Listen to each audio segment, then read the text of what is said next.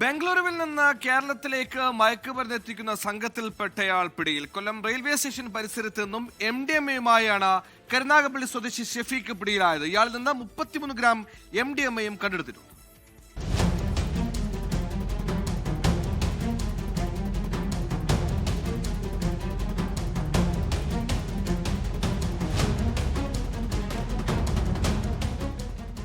കുറഞ്ഞ വിലയ്ക്ക് ബംഗളൂരുവിൽ നിന്ന് കൊണ്ടുവരുന്ന MDMA വൻ തുകയ്ക്കാണ് കേരളത്തിന്റെ പല ഭാഗങ്ങളിലും വിൽപ്പന നടത്തുന്നത്. എക്സൈസിന് ലഭിച്ച രഹസ്യ വിവരത്തിന്റെ അടിസ്ഥാനത്തിൽ നടത്തിയ പരിശോധനയിലാണ് കരുനാഗപ്പള്ളി സ്വദേശി ഷെഫീഖിനെ പിടികൂടിയത്.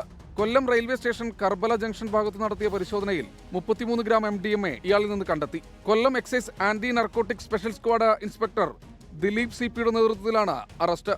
ഷെഫീഖിന്റെ സുഹൃത്തുക്കളെ കേന്ദ്രീകരിച്ചും എക്സൈസ് അന്വേഷണം നടത്തുന്നുണ്ട്. വിദ്യാർത്ഥികളും ഇതര സംസ്ഥാന തൊഴിലാളികളുമാണ് കൂടുതലായി ഇവരുടെ ഇരകളായുള്ളത്. ബംഗളൂരുവിൽ നിന്നും വൻതോതിൽ കേരളത്തിലേക്ക് മയക്കുമരുന്ന് കടത്തുന്ന സംഘത്തിലെ കണ്ണിയാണ് പിടിയിലായ പ്രതിയെന്ന് എക്സൈസ് ഉദ്യോഗസ്ഥർ പറഞ്ഞു. 24 കൊല്ലം. ലോകത്തെവിടെയായാലും ഏത് സമയത്തും 24 വാർത്തകളും ഓഗ്മെന്റഡ് റിയാലിറ്റി പാക്കേജുകളും എക്സ്പ്ലെയിനറുകളും വിശദമായി കാണാൻ ഞങ്ങളുടെ YouTube ചാനൽ നിങ്ങൾക്ക് സബ്സ്ക്രൈബ് ചെയ്യാം.